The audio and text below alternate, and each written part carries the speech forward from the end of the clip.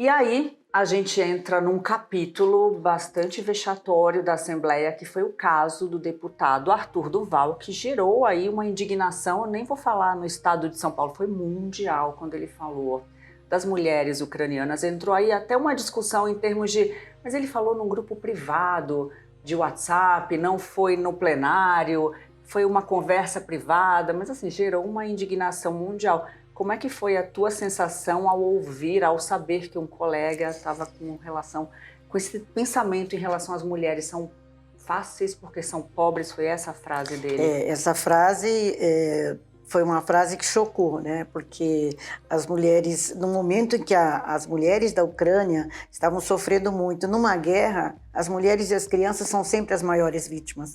Então, no momento que fala essa frase, né? E se referindo às mulheres com expressões sexistas no momento em que elas estavam passando por uma dor muito grande. Ele não estava em missão da Assembleia Legislativa, mas ele não deixou de ser deputado naquele momento.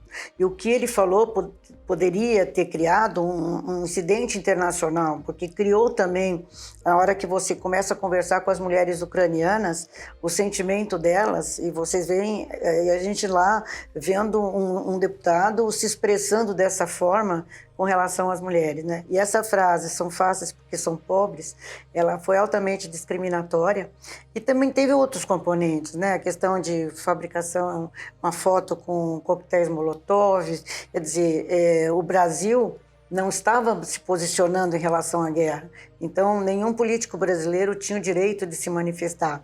E tinha também já algumas advertências algumas punições junto com o Conselho de Ética, então tinha um histórico que acabou terminando em a cassação de mandato, porque essa situação nós não podemos permitir. E ele foi lá para ajudar, o discurso dele era: eu estou indo lá para ajudar a população da Ucrânia e tal, isso que é o mais triste. Então, no momento que se fosse uma ação humanitária, não teria esse tipo de explicação e esse tipo de diálogo, né? Porque ninguém fala algo que não está dentro de si, né? Então mostrou um comportamento incompatível com o exercício de um mandato legislativo da maior Assembleia da América Latina.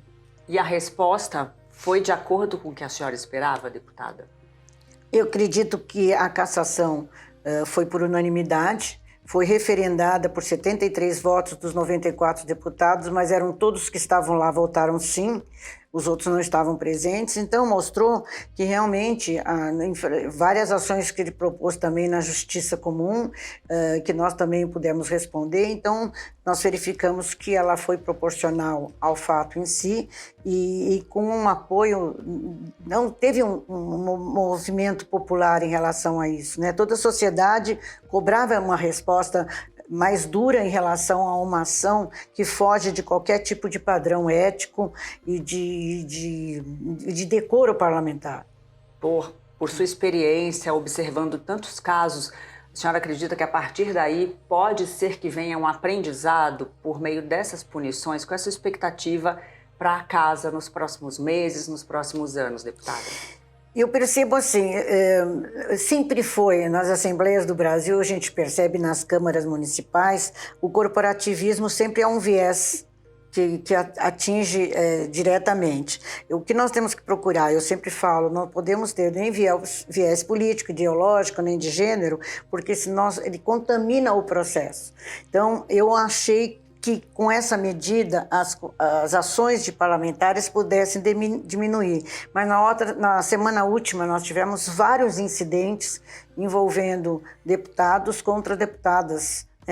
Então, nós percebemos que ainda não estão se enquadrando e não estão agindo, mesmo sabendo que existe uma punição. Então, assim, os discursos de intolerância religiosa, né, quando um deputado xinga o Papa com palavras ofensivas, então a gente percebe que também esse viés é um viés que não poderia ser permitido, né? Os discursos não são mais ideológicos, eles partiram já para o ódio, contaminando.